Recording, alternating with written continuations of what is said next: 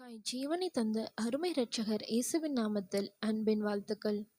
மோசே ஒரு சிறந்த தலைவன். இஸ்ரவேல் ஜனங்களுக்காக தேவன் கிட்ட பட்சபாதம் செய்தவர்.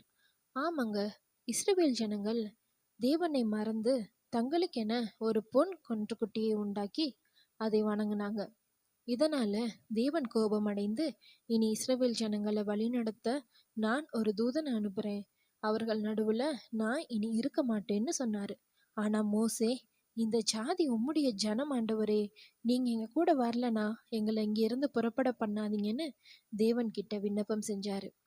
தேவன் மோசையோட ஜெபத்தை கேட்டு, என் கண்களில் உனக்கு கிருபை கிடைத்ததுன்னு சொல்லி மோசைய ஆசீர்வதிச்சாரு.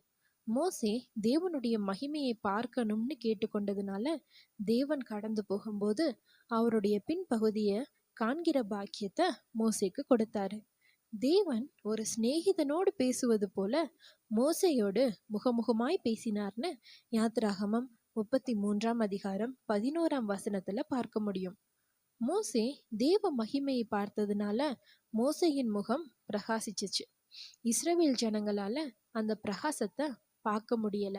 அதனால மோசே தன் முகத்திற்கு முக்காடு போட்டு கொண்டார்னு வேதம் சொல்லுது. 2 கொரிந்தியர் 3 மோசேயின் ஆகமங்கள் வாசிக்கப்படும் போது இந்நாள் வரைக்கும் முக்காடு அவர்கள் இருதயத்தின் மேல் இருக்கிறதுன்னு பார்க்கிறோம். 11 கர்த்தரிடத்தில் மனம் திரும்பும் போது அந்த முக்காடு எடுபட்டு போகும்னு வாசிக்க முடியும். 14 இந்த முக்காடு கிறிஸ்துவினாலே நீக்கப்படுகிறதுன்னு இருக்கு. இஸ்ரவேல் ஜனங்கள் வணங்கா கழுத்துள்ள ஜனங்களா இருந்ததுனால தேவ மகிமைய பார்க்க முடியல. அதனால ஒரு முக்காடு தேவைப்பட்டுச்சு.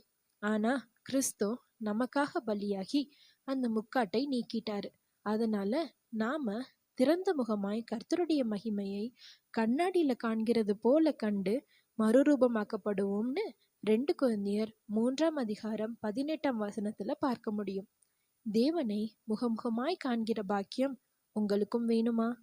கிறிஸ்துவை விசுவாசிங்க, அந்த பாக்கியத்தை பெறுங்க. வேறொரு வேத தியானத்தோடு நாளை சந்திப்போம். God bless you.